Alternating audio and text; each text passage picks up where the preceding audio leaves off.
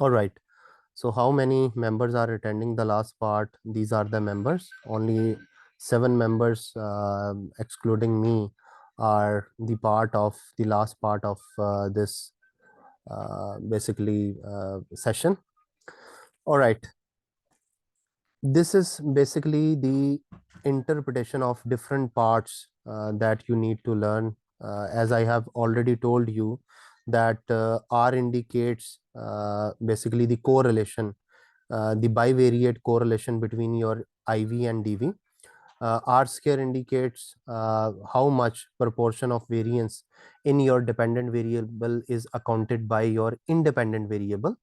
Like I have explained it earlier, adjusted R square is nothing more than your R square. If you have a single independent variable, if you have one independent variable, the R square, the adjusted R square will be closely similar to your R square. You need not to worry about standard error of estimate, the standard error, deviation of expected value for the dependent variable exam. You need not to worry about any other. There is no need to interpret the degree of freedom, sum of square, mean square, f. You just need to interpret some of the values like R square, adjusted R square, like R. You need to see how much your independent variable has impacted your dependent variable, whether it is significant or not. So that are important part of your interpretation. Then you have also done with it influence of closeness on influence of attributional style. I think this was what you have done with your table. uh, the next is basically the example number 5. You will try your own. You need to take z help as your dependent variable. All right. And you need to use sympathy, anger, efficacy, severity, competent as a independent variable. So it is a case of multiple regression. So I personally use you can use it in order to exemplify the procedure of multiple regression, because before it we were using the simple regression analysis where we were using one independent variable and one dependent variable. But in multiple regression we may have more than one independent variable and a single dependent variable. So what we need to do is we need to go to the analyze button, then go to regression, then we need to check the linear. So in dependent variable we need to put the z help, like I have told you in this slide. I have example number 5. We need to check z help as a dependent variable. It is the standardized z score for the amount of help given by person to a friend in need. Basically the measurement used we have used here is -3 to +3 scale. It is the dependent variable. Sympathy, anger, efficacy, severity, and impotent, these are independent variable, more than one independent variable. So sympathy, anger, we need to look those variable from here. Sympathy, we need to locate our independent variable. This is sympathy. Then anger, and what were other anger? Efficacy, severity, efficacy, this one. Severity, this one. And what was the last one? The last one was competent.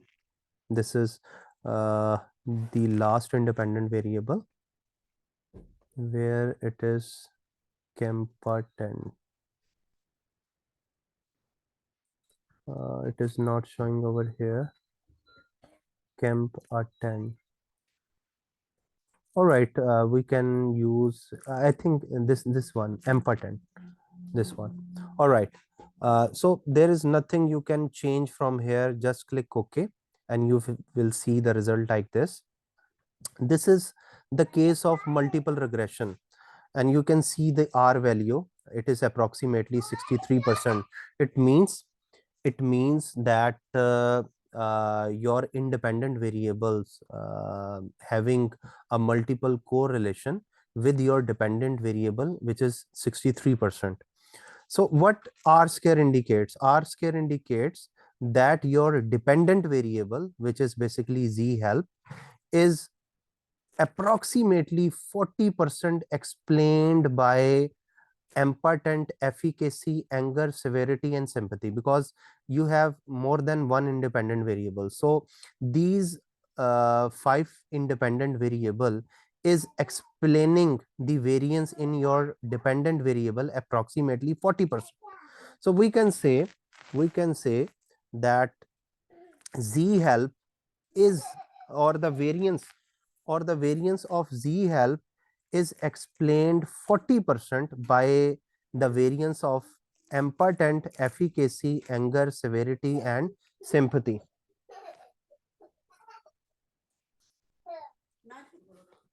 Next is ANOVA. ANOVA. It indicates that your model is statistically fit.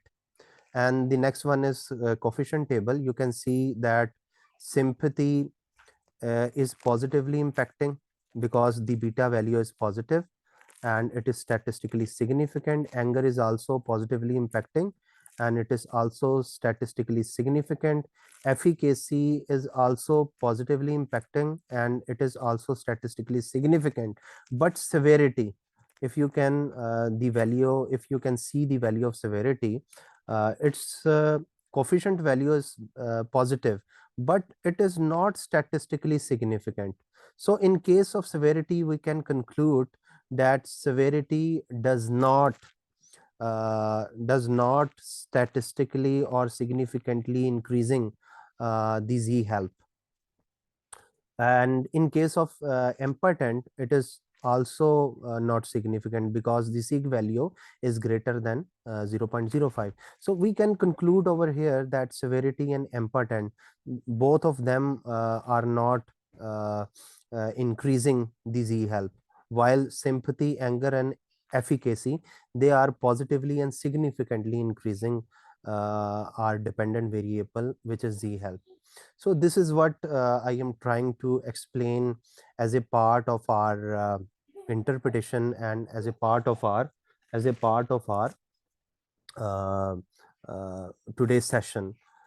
So this is what you need to do. You need to copy your table and you need to interpret in the same way as I have done in this example, like 3A, like ANOVA, and like coefficient. In the same way, you need to interpret your multiple regression table, but we may have more than one values for our interpretation, but the style of the interpretation would be same. So I hope you can understand. Next is example number 6, and you need to try your own this example. You need to take a screenshot of this example. Just take a screenshot so we can conclude this session, and try the example number 6 for your own. First thing that I would like to let you know is uh, the criterion variable is basically your dependent variable. So the help nz is your dependent variable. Then helping 2 is T qualities is your also dependent variable. So there are some of the variable are independent variable, like age ranges from 17 to 89, amount of anger felt by help towards needy friends. So my suggestion is to try the different combinations, try different combinations in testing your relationships. So take a screenshot of this so that you can analyze your data after completing this analysis. And one thing more, I would like to let you know. Uh, Today, I want to complete the hierarchical regression and also the assumptions of regression, but it would require 2 more hours. So let it we will done it in our next session on Friday. On the coming Friday, we will do the regression analysis. We will also do the hierarchical regression and regression analysis assumptions.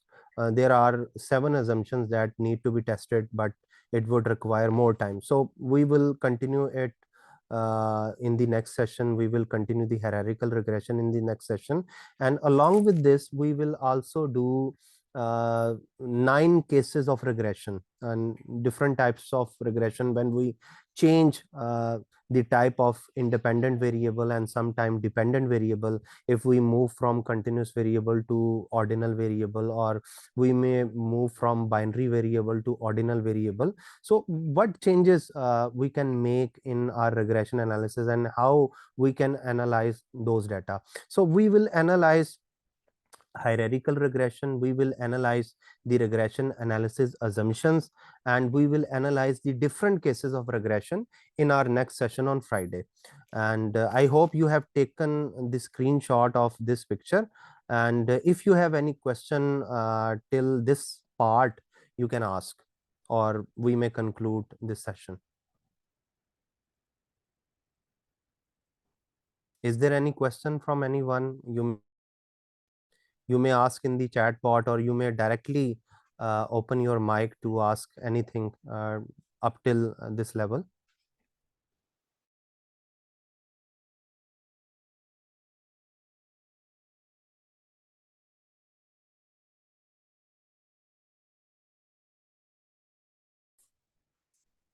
All right, guys, till this topic, we have concluded our session, and please do your practice as more as possible.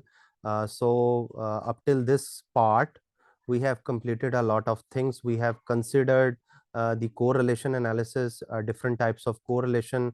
We have also considered regression analysis, how to interpret regression, how to interpret correlation, and I hope everyone has learned a lot.